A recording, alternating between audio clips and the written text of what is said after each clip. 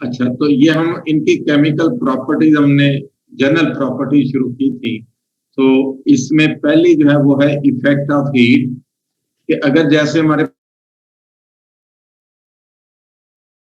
हैं तो ये आयरन मेटल में और कार्बन मोनोऑक्साइड में ब्रेकअप होता है। इसी तरह से अगर आप डाई आयरन एनी कार्बोनाइल को 50 डिग्री तक हीट करते हैं तो आपको ट्राई आयरन डोडेका कार्बोनाइल और आयरन पेंटा कार्बोनाइल मिलता है। इसी तरह अगर आप निकल टेट्रा कार्बोनाइल को 180 पे हीट करते हैं तो आपको निकल मेटल मिलेगी और कार्बन मोनोऑक्साइड। इसकी जनरल केमिकल प्रॉपर्टीज है मेटल कार्बोनाइल की, वही है रिएक्शन विद हाइड्रोजन, कि जब इनको हम हाइड्रोजन के साथ रिएक्ट करवाते हैं तो इनके हाइड्राइड बनते हैं। ये इनके डेरिवेटिव होते हैं।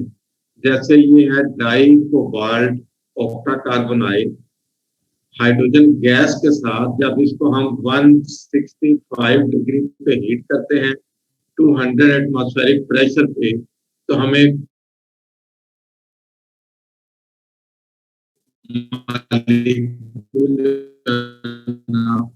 वो मिलते हैं। इसी तरह डेका कार्बोनाइल Mn2CO10, अगर आप इसको हाइड्रोजन के साथ रिएक्ट करवाते हैं 200 डिग्री टेम्परेचर है, 200 एटमॉस्फेरिक प्रेशर है, तो हमें मैंगनीज पेंटा कार्बोनाइल हाइड्राइड मिलता है। तीसरा जो इनका रिएक्शन है वो है रिएक्शन विद हेलोजेंस, के हेलोजेंस के साथ जब इनको हम रिएक्ट करते हैं तो ये मेटल कार्बोनाइल हेलाइड डेरिवेटिव बनाते हैं। जैसे ये आयरन पेंटा कार्बोनाइल है, अगर आप इसको हेलोजन से रिएक्ट करवाते हैं क्लोरीन ब्रोमीन आयोडीन से, तो हमें ये FeCO4 और ये X2, यानी कि ये X की जगह पर डेरिवेटिव भी बनते हैं। इनको हम कहते हैं ये मेटल कार्बोनाइल हेलाइड डेरिवेटिव होते हैं। तो जो ज्यादा इसका स्टेबल डेरिवेटिव है वो है FeCO4, यहाँ पर I2 आता है और साथ ही कार्बन मोनोऑक्साइड का एक मॉलिक्यूल। इसी तरह Mn2CO10 को अगर हम रिएक्ट करवाते हैं हेलोजन के साथ, इसमें ब्रोमीन आयोडीन है लेकिन ज्यादा, ये हमें मैंगनीज पेंटा कार्बोनाइल हेलाइड और यहाँ पर X की जगह पर ब्रोमाइड आता है। नंबर 4 जो है वो है रिएक्शन विद सोडियम मेटल। आपको मैंने बताया था कि किसी भी अल्कली मेटल को, अल्कलाइन अर्थ मेटल को या F ब्लॉक एलिमेंट्स को अगर आप लिक्विड अमोनियम में डिसॉल्व करते हैं तो ये क्योंकि मेटल ज्यादा इलेक्ट्रोपॉजिटिव होती हैं, ये अमोनिया के मॉलिक्यूल उसको घेरे में ले लेते हैं। उन्हें हम कहते हैं ये सॉल्वेटेड इलेक्ट्रॉन होते हैं।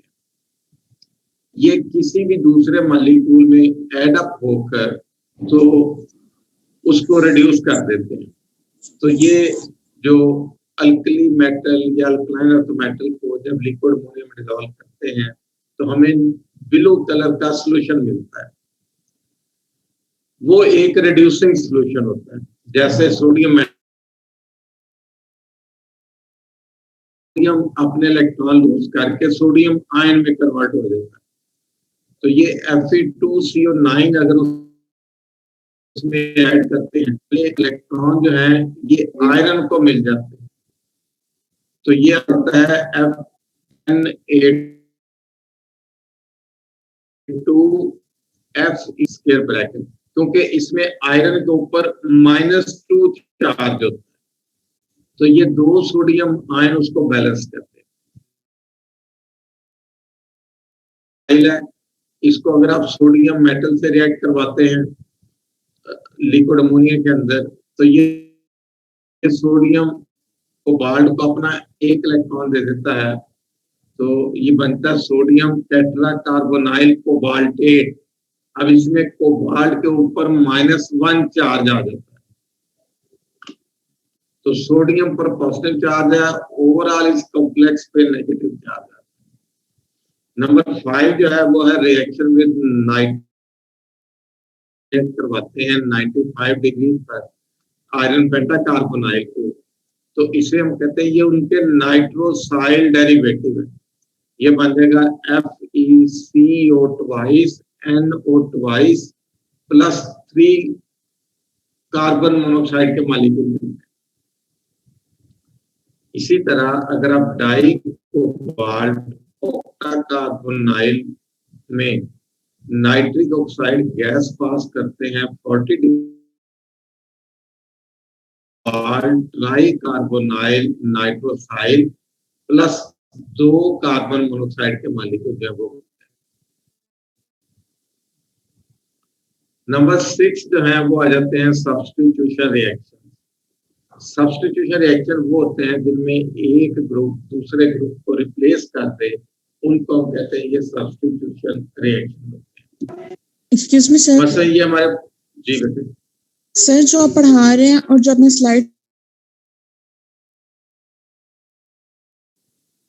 चले मैं ये अभी दोबारा शेयर कर देता हूँ, ये सारी शेयर की थी मेरे ख्याल में, मैं दोबारा कर देता हूँ।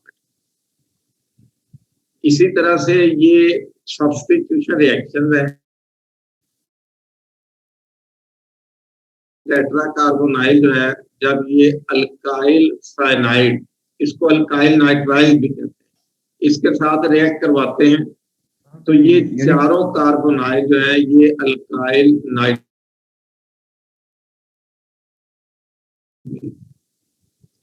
इसी तरह से अगर आप ये ट्राई आयरन डोडेका कार्बोनाइल के साथ रिएक्ट करवाते हैं तो पिरिडीन के साथ, तो इसमें 3 कार्बोनाइल जो हैं वो पिरिडीन से रिप्लेस हो जाते हैं, तो ये बन जाता है Fe3CO9, ये पिरिडीन 3, और साथ ही इसका एक मॉलिक्यूल ब्रेकअप हो जाता है आयरन। नंबर 6 जो है वो आ जाता है निकल टेट्राकार्बोनाइल को जब हम आर्थोफिनेंथ्रोलीन से रिएक्ट करवाते हैं। आर्थोफिनेंथ्रोलीन जो है ना, ये एक बाइडेंटेट लिगेंड है, यानी कि ये एट ए टाइम 2 इलेक्ट्रॉन के पेयर जो है ना, ये मेटल को डोनेट करता है। इसका स्ट्रक्चरल फार्मूला आप देखा होगा कि इसमें 3 बेंजीन के रिंग लगे होते हैं आपस में, और 1 और 10 पोजीशन पर नाइट्रोजन एटम होता है। इसको 1,10 फिनेंथ्रोलीन भी कहते हैं, इसको आर्थोफिनेंथ्रोलीन भी कहते हैं। तो जब ये निकल टेट्राकार्बोनाइल से रिएक्ट करता है तो उसमें 2 कार्बोनाइल की जगह पर 1 आर्थोफिनेंथ्रोलीन का मॉलिक्यूल आ जाता है, तो ये बन जाता है निकल डाइकार्बोनाइल आर्थोफिनेंथ्रोलीन। ये कॉम्प्लेक्स बनेगा और साथ ही 2 मॉलिक्यूल जो है कार्बन मोनोऑक्साइड के ये निकल। ये है इनकी जर्नल केमिकल रिएक्शन। इसके बाद अब जो है यहाँ जी बेटे जी सर, यहाँ पे कार्बोनाइल के 2 रिमूव करके एक ऑर्थोफिनेंथ्रोलीन क्यों लगेगा? इसलिए कि वो बाइडेंटेट है, जहां से दोनों कार्बोनाइल निकलेंगे ना, क्योंकि एक कार्बोनाइल एक इलेक्ट्रॉन का पेयर दे रहा था ना, तो ये आर्थोफिनेंथ्रोलीन 2 पेयर देगा, तो वो 2 कार्बोनाइल की जगह पर लग जाएगा। ये इसे कहते हैं ये बाइडेंटेट लिगेंड होता है। अब इसके बाद बेटे हम पढ़ेंगे इंडिविजुअल केमिस्ट्री जो है वो मुख्तलिफ मेटल कार्बोनाइल की। सबसे पहले जो मोनो न्यूक्लियर मेटल कार्बोनाइल है उनकी केमिस्ट्री पढ़ेंगे, उसके बाद डाई न्यूक्लियर मेटल कार्बोनाइल की, फिर ट्राई न्यूक्लियर मेटल कार्बोनाइल की केमिस्ट्री पढ़ेंगे। तो इसमें सबसे पहले जो है ये आ जाता है, ये ग्रुप 6B की जो एलिमेंट है, आपने पढ़ा था कि इसमें क्रोमियम है, मोलिब्डेनम है, टंगस्टन है। इन तीनों की ये प्रॉपर्टी है कि ये मोनोन्यूक्लियर हेक्साकार्बोनाइल होना चाहिए। क्रोमियम हेक्साकार्बोनाइल बनता है, मोलिब्डेनम हेक्साकार्बोनाइल बनता है और टंगस्टन हेक्साकार्बोनाइल बनता है। और जब आपने बॉन्डिंग पढ़ रहे थे आईआर के बेस पे, तो आपने पढ़ा था कि इन तीनों के अंदर चूंकि 50% ए करैक्टर होता है, 50% बी करैक्टर होता है, लिहाजा इन तीनों की जो पीक होती है आईआर में वो 2000 पे पूरी आती है। इसका मतलब होता है कि इसमें अगर 6 कार्बोनाइल है टर्मिनल, क्योंकि एक मेटल है ना, तो जितने भी कार्बोनाइल होंगे वो सब के सब टर्मिनल होंगे, तो इनमें 3 कार्बोनाइल ऐसे होंगे जो स्ट्रक्चर ए के थ्रू इसके साथ अटैच होते हैं, और 3 कार्बोनाइल ऐसे हैं जो स्ट्रक्चर बी के थ्रू इसके साथ ये अटैच। तो इसकी हम केमिस्ट्री पढ़ेंगे, क्रोमियम हेक्साकार्बोनाइल। तो सबसे पहले जो मेथड है वो है बाई कार्बोनिलेटिंग क्रोमियम क्लोराइड, कि अगर आप क्रोमियम क्लोराइड की कार्बोनिलेशन करें, कार्बोनिलेशन मीन के इसमें आप कार्बन मोनोऑक्साइड ऐड करें। अब यहाँ पे ना हमें एक रिड्यूसिंग एजेंट यूज करना पड़ेगा, क्योंकि क्रोमियम क्लोराइड में क्रोमियम की वैलेंसी पॉजिटिव 3 होती है, जबकि क्रोमियम हेक्साकार्बोनाइल में क्रोमियम की वैलेंसी 0 होती है। तो इसमें ये लिथियम एल्यूमिनियम हाइड्राइड ये एक रिड्यूसिंग एजेंट है जो क्रोमियम को पॉजिटिव 3 से 0 वैलेंट स्टेट में ले आएगा।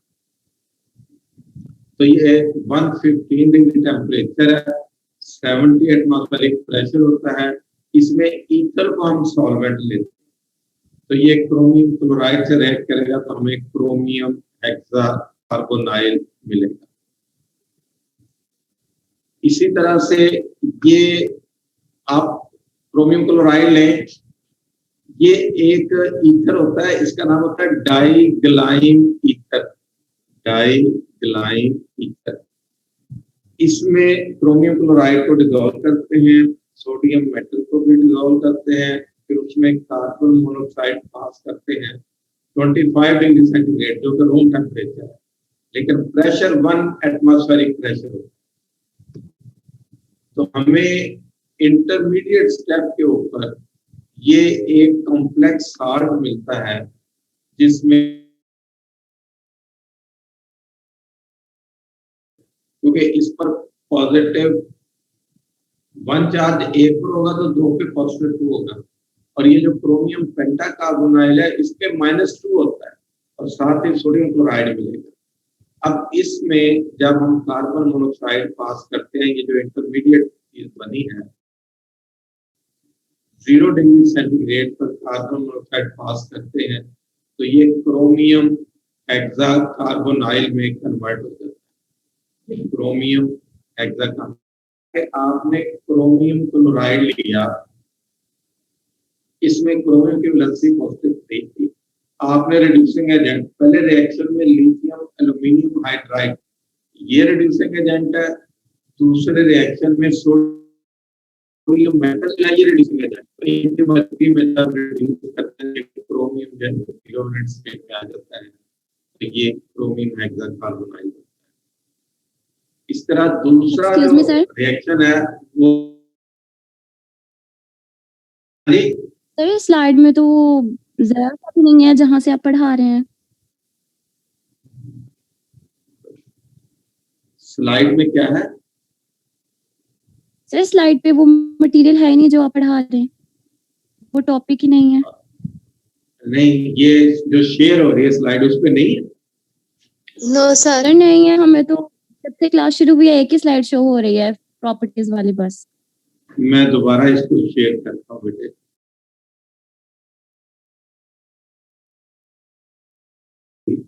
मैं अभी इसको शेयर करता हूँ, ये मैं दोबारा इसको शेयर करने लगा।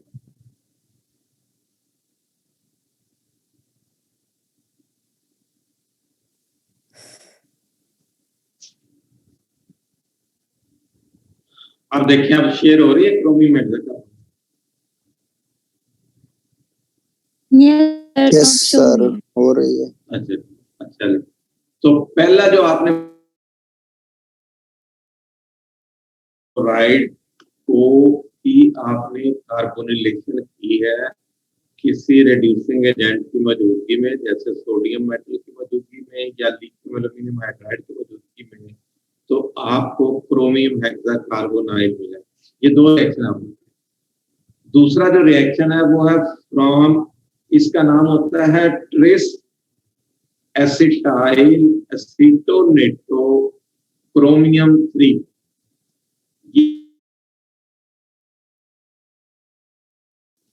इसे कहते हैं एसिटाइल एसीटोन। इसके अंदर सर नेम रिपीट कर दो। एसिटाइल एसीटोन, ठीक है। एसिटाइल यानी कि इसका फार्मूला था CH3, फिर डैश, फिर C डबल बॉन्ड O, फिर डैश, फिर CH2, फिर डैश, फिर C डबल बॉन्ड O, फिर कार्बन के साथ डैश CH3। यानी कि जैसे आप एसीटोन लिखते हैं ना, क्या था formula? CH3 dash C double bond O CH3 होता है।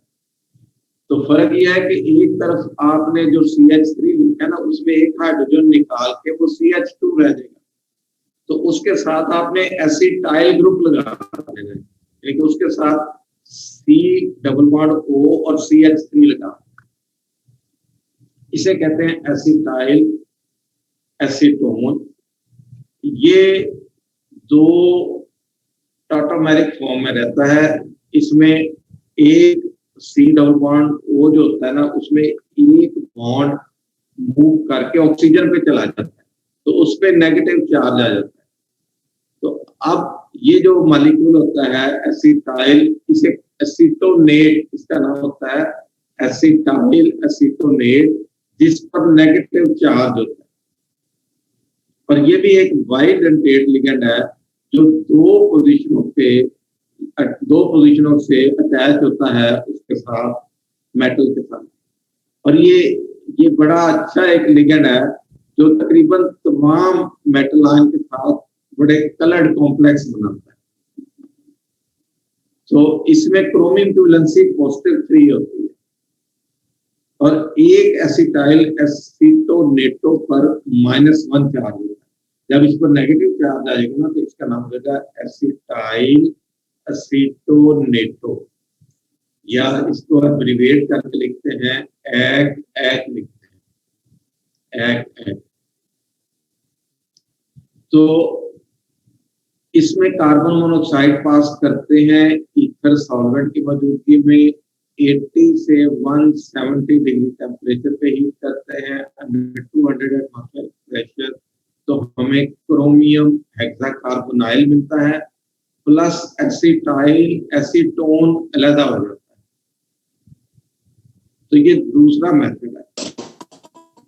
तीसरा जो मेथड है, इसको कहते हैं ये जॉब्स-ग्रिग्नार रिएक्शन होती है। ये दो साइंटिस्टों का कॉम्बिनेशन है, एक का नाम जॉब था, एक है ग्रिग्नार।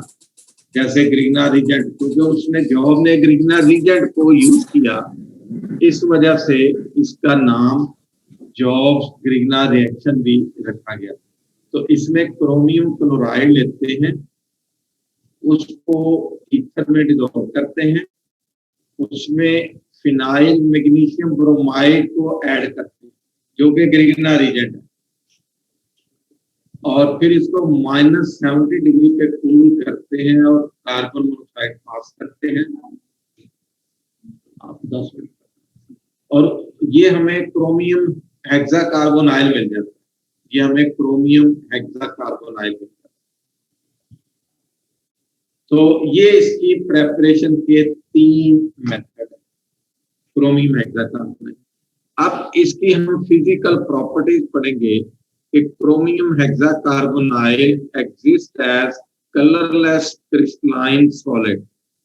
यानी कि जो क्रोमियम हेक्साकार्बोनाइल है ये कलरलेस क्रिस्टलाइन सॉलिड होता है। ये हमारी लैब में भी अवेलेबल होता है, आप वहां पे इसको देख सकते हैं। The crystal have rhombic structure. इनका जो स्ट्रक्चर होता है ना, ये आर्थोरोम्बिक होता है, या सिर्फ उसको रोम्बिक भी कहते हैं। इसी तरह से ये ईथर में क्लोरोफॉर्म में, CCl4 में, बेंजीन में, और एक मैंने आपको कहा था THF सॉल्वेंट होता है, उसके अंदर तमाम मेटल कार्बोनाइल हल होते हैं। तो ये इन सब के अंदर हल हो जाता है। THF, ईथर, ये क्लोरोफॉर्म, कार्बन टेट्राक्लोराइड और बेंजीन, इनमें यह सॉल्युबल है। नंबर 4, इसकी जो क्रिस्टल होती हैं ये thermally stable. Number 5, it sublime under vacuum without decomposition, कि जब आप इसको हीट करते हैं लो प्रेशर पर वैक्यूम के अंदर, तो ये डायरेक्ट सॉलिड से वेपर फॉर्म में कन्वर्ट हो जाता है। और नंबर 6 जो है डायामैग्नेटिक इन नेचर है, क्योंकि इसके अंदर तमाम इलेक्ट्रॉन पेयर्ड फॉर्म में होते हैं, लिहाजा जब इसको मैग्नेटिक फील्ड में रखते हैं रिपेल होता है। तो ये इसकी केमिकल प्रॉपर्टी है। इसके बाद आ जाता है इसकी केमिकल प्रॉपर्टीज के chromium hexacarbonyl does not react with air, dilute acids and dilute alkalis। के क्रोमियम हेक्साकार्बोनाइल जो है ये ना तो एयर से रिएक्ट करता है, ना dilute एसिड से रिएक्ट करता है, ना ही dilute अल्कली के साथ रिएक्ट करता है। इसकी डिकम्पोजिशन, कि अगर आप इसको फ्लोरीन या क्लोरीन से रिएक्ट करवाते हैं तो ये डिकम्पोज हो जाता है। मतलब फ्लोरीन के साथ जब ये रिएक्ट करता है -75 डिग्री सेंटीग्रेड पे, तो ये क्रोमियम हेक्साफ्लोराइड बनता है और कार्बन मोनोऑक्साइड गैस रिलीज होती है। इसी तरह क्रोमियम हेक्साकार्बोनाइल जो है जब ये क्लोरीन से रिएक्ट करता है,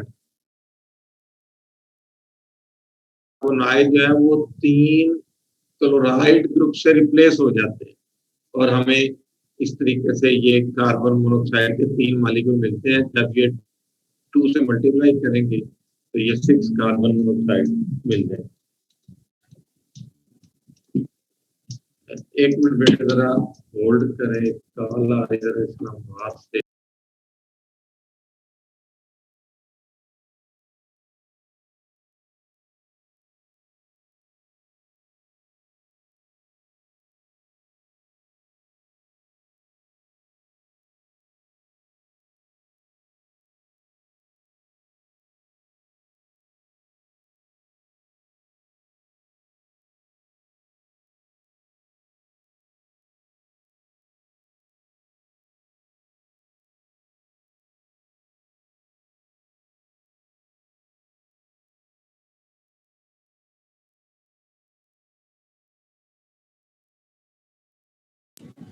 सॉरी जी, बीच में वो खाला।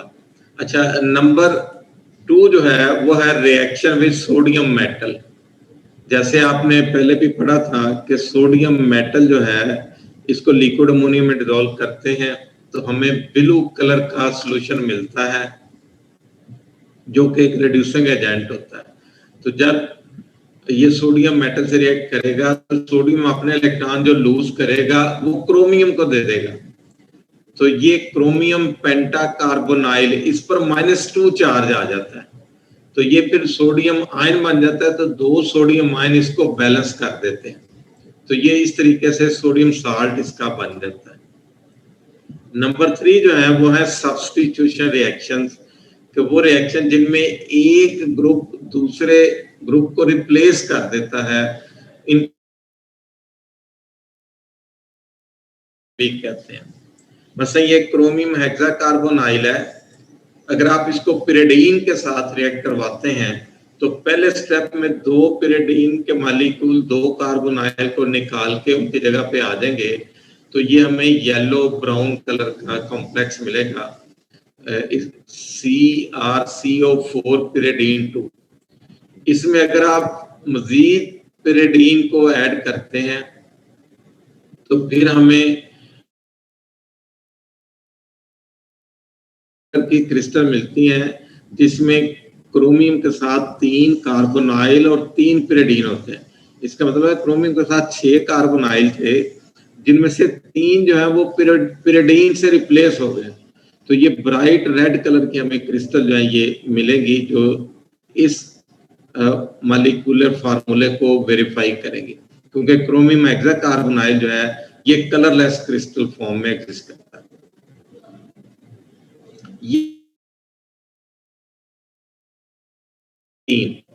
इसके बाद ये इसका स्ट्रक्चर है। अब आपको पता है क्रोमियम हेक्साकार्बोनाइल का में अगर आप देखें तो क्रोमियम पर चार्ज 0 है, कार्बन मोनोऑक्साइड में न्यूट्रल लिगेंड है, तो ओवरऑल मॉलिक्यूल के ऊपर चार्ज जो है वो 0 होता है। क्रोमियम का 0 वैलेंट स्टेट में एटॉमिक नंबर जो है वो 24 है। उसका कॉन्फ़िगरेशन ये होगा 1s2 2s2 2p6 3s2 3p6 4s2 3d4 4p0। देखिए ये इसका वैलेंट शेल है कि इसके 4s में 2 इलेक्ट्रॉन होंगे, 3d में 4 होंगे और 4p खाली होगा। तो फिलिंग से पहले 4s की एनर्जी कम होती है, 3d की ज्यादा होती है, लेकिन जब ये 4s फिल हो जाता है तो फिर इसकी एनर्जी 3d से ज्यादा हो जाती है। तो इसीलिए हम 3d को पहले लिखते हैं कि इसके 3d में ये 4 इलेक्ट्रॉन है, ये 4s में 2 इलेक्ट्रॉन है, ये 4p वेकेंट है। ये क्रोमियम 0 वैलेंट स्टेट में। अब आप यहाँ पे लिखेंगे कि कार्बन मोनोऑक्साइड जो है ना ये एक स्ट्रॉन्ग फील्ड लिगेंड है। जो स्ट्रॉन्ग फील्ड लिगेंड होते हैं उनकी ये प्रॉपर्टी होती है कि वो अनपेयर्ड इलेक्ट्रॉन को पेयर कर देते हैं। तो ये 4 इलेक्ट्रॉन ये मोनोऑक्साइड पुल पुश करके तो ये 6 इलेक्ट्रॉन इन 3 d ऑर्बिटल में आ जाएंगे। ये 2 d ऑर्बिटल जो है ये खाली रह जाएंगे। 2 d खाली है, 1 s खाली है, 3 p खाली है। और जब इसका हम एक्सरे से स्ट्रक्चर देखते हैं तो हमें ये स्ट्रक्चर ऑक्टाहेड्रल मिलता है। ऑक्टा मीन 8, हेड्रल मीन फेस, यानी कि ऐसा स्ट्रक्चर जिसमें 8 फेस। ऑक्टाहेड्रल ज्योमेट्री बनती है ना, तो उसके अंदर या तो D2sp3 हाइब्रिडाइजेशन होती है, या अगर आउटर डी इन्वॉल्व हो यानी कि 4s 4p और 4d हो तो फिर d को बाद में लिखते हैं, फिर उसे लिखेंगे sp3d2। तो इसमें क्योंकि 3d इन्वॉल्व हो रहा है, 4s हो रहा है, 4p, तो 3d जो है ये 4s से पहले आता है, लिहाजा हम d पहले लिखेंगे क्योंकि 2d के, तो इसे कहते हैं D2sp3 हाइब्रिडाइजेशन। तो अब ये 3 कार्बोनाइल, ये जो 6 हाइब्रिड ऑर्बिटल मिले हैं, इनको 3 कार्बोनाइल जो है ये पेयर देंगे तो इनके साथ ये सिर्फ सिग्मा बॉन्ड बनाएंगे। ये वो कार्बोनाइल हैं जो स्ट्रक्चर ए वाले हैं, इनको आप बेशक एरो से जाहिर कर दें। तो इनकी वजह से यहाँ पर पार्शियल पॉजिटिव चार्ज आएगा। ये देखें, ये इलेक्ट्रॉन डेंसिटी बढ़ गई है, इन्होंने पेयर दिए हैं, और ये ऑक्सीजन से एक्चुअली इलेक्ट्रॉन डेंसिटी शिफ्ट हो रही है, लिहाजा ऑक्सीजन पर पार्शियल पॉजिटिव चार्ज आएगा। तो ये 3 कार्बोनाइल ऐसे हैं जो स्ट्रक्चर ए के थ्रू 3 पेयर मेटल को डोनेट कर रहे हैं। ये 3 वो कार्बोनाइल हैं जो मेटल को थ्रू सिग्मा मॉड पेयर दे रहे हैं, लेकिन डेंसिटी वापस ले रहे हैं। उनके जो फील्ड डी ऑर्बिटल, ये वाले जो फील्ड डी ऑर्बिटल है, इनसे इलेक्ट्रॉन डेंसिटी को वो वापस ले रहे हैं। तो जिसकी वजह से इनके दरमियान ये कार्बन मेटल सिग्मा बॉन्ड 3 बनेंगे, और ये 3 जो है ये मेटल कार्बन पाई बॉन्ड बनेंगे। इनको हम डी पाई पी पाई बॉन्ड भी कहेंगे। तो ये 3 कार्बोनाइल स्ट्रक्चर बी वाले हैं, ये 3 कार्बोनाइल स्ट्रक्चर ए वाले हैं। इसमें आप यहाँ पे एरो भी लगा सकते हैं क्योंकि इसमें सिर्फ डोनेशन हो रही है, बैक डोनेशन नहीं हो रही। तो क्योंकि 6 कार्बोनाइल हैं, हमें 6 हाइब्रिड ऑर्बिटल मिले थे, वो सब के सब आप उसमें 90 एंगल पे थे या 180 पे थे, लिहाजा ये हमें 6 कार्बोनाइल इस तरह मिलेंगे कि ये कार्बन ऑक्सीजन ट्रिपल बॉन्ड वाले हैं ना, ये ए वाले हैं, स्ट्रक्चर ए वाले, ये वाले 3 जो है वो ये वाले हैं 1 2 3, जिनमें कार्बन ऑक्सीजन डबल बॉन्ड है। और इनके साथ बेहतर है कि अगर आप डॉटेड लाइन से इनकी एक और लाइन ड्रा कर दें, वो लाइन जो होगी डॉटेड लाइन से, उसे हम कहेंगे ये इनका डी पाई पी पाई बॉन्ड बनाते हैं। डी पाई इधर भी बनेगा, इधर भी बनेगा और इधर भी बनेगा। तो ये आपकी मर्जी है कि आप कोई से 3 बॉन्ड ये स्ट्रक्चर ए वाले बना दें, चाहे इनको आप इधर बना दें, इनको इधर बना दें। स्ट्रक्चर ए वाले बनाने हैं और 3 जो है ये स्ट्रक्चर बी वाले बनाने हैं। और आप देख रहे हैं कि ये जो डायग्राम है, ये क्रोमियम हेक्सा कार्बोनाइल के अंदर जो टोटल इलेक्ट्रॉन की डिस्ट्रीब्यूशन है उसको ये जाहिर कर रही है। और इसमें आप देखते हैं कि ये सब इलेक्ट्रॉन पेयर्ड फॉर्म में है। और जब भी किसी स्पीशी में, चाहे वो एलिमेंट है, मॉलिक्यूल है या आयन है, अगर ठीक होती है वो मैग्नेटिक फील्ड की तरफ अट्रैक्ट नहीं होती बल्कि स्लाइटली रिपेल होती है। और चूंकि इसमें 6 ये बॉन्ड बनते हैं, जिसकी वजह से इसके 8 फेस बनते हैं। ये फेस बनता है, दूसरा ये तीसरा पूरा ये होता है, चौथा ये, पांचवा ये, छठा, इस तरह इनको मिलाएंगे तो ये 7वां और ये 8वां। तो ये 8 फेस बनते हैं, इसलिए इसको हम ऑक्टाहेड्रल कहते हैं। ऑक्टा में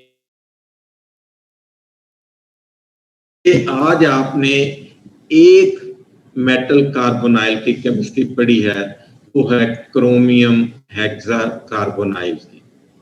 इसमें अगर कोई क्वेश्चन है तो पूछ लें, क्योंकि तकरीबन 1 मिनट बाकी है।